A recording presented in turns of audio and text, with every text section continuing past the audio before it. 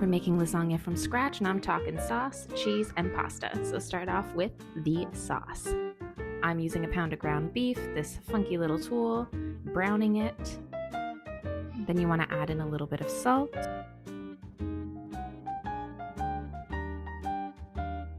Once that's fairly browned enough, go ahead and add in some frozen veg, about a cup worth. Add in a can of tomato sauce or pre-made spaghetti sauce, and 1 can of diced tomatoes. I'm adding in some spiced herbs, about 2 tablespoons worth.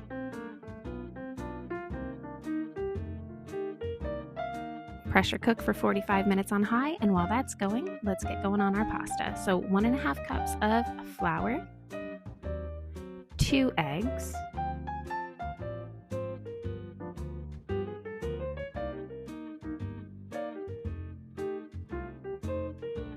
and 1/2 cup of sourdough starter, that's active.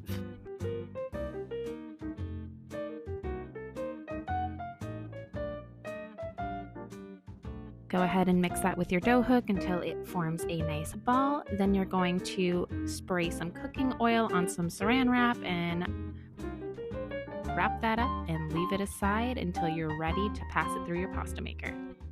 Next up, we're going to attempt to make some mozzarella cheese, but this is going to fail, so therefore it has become ricotta cheese. Using a bag of 3.25% milk and then 1/2 cup of heavy cream, 3/4 teaspoons of citric acid, and 1/4 cup of water. Mix that together, set it aside.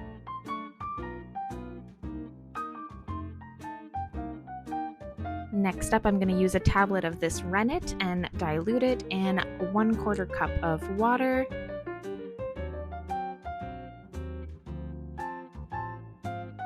Make sure your milk is at about 60 degrees Fahrenheit before you add in your citric acid. Once you add that in, you want to bring it up to 90 degrees Fahrenheit, give it a stir gently, and then stick it to the side.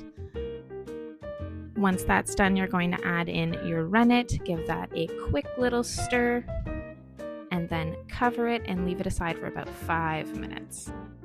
Then you're going to carefully slice that mozzarella brick into little parts.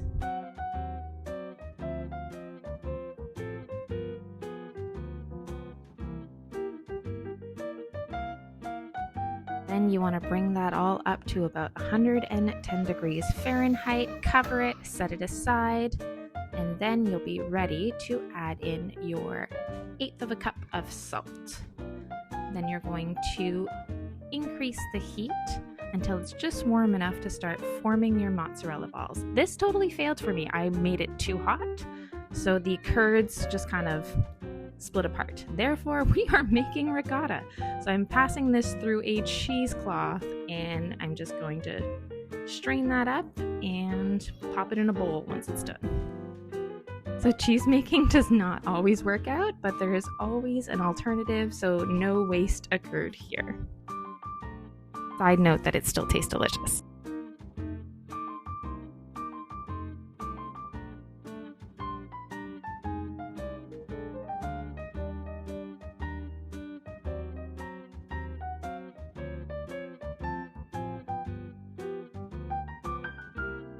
You can get creative with this bit. If I'm adding in some sun-dried tomatoes, I also added in some parsley from the garden. You could probably add different types of things if you wanted, maybe some olive paste.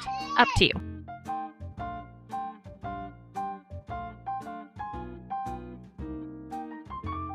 Next up, we are going to run our pasta through the pasta mixer. So what I'm doing is just chopping it up into smaller slices. Then I'm going to pass it on through the 6 setting to kind of thin it out. And then I'm going to go on to setting 3, make it really, really thin. Once that's done, you're going to pop it in a bowl of boiling hot water that you've added some salt to. And whoop-bam, we are off to the assembly station. So go ahead and layer that in. I'm going to layer in my noodles and then my ricotta with some spaghetti sauce, more noodles, and so on and so forth. And there you have it. You've made some delicious homemade lasagna with extremely fresh ingredients.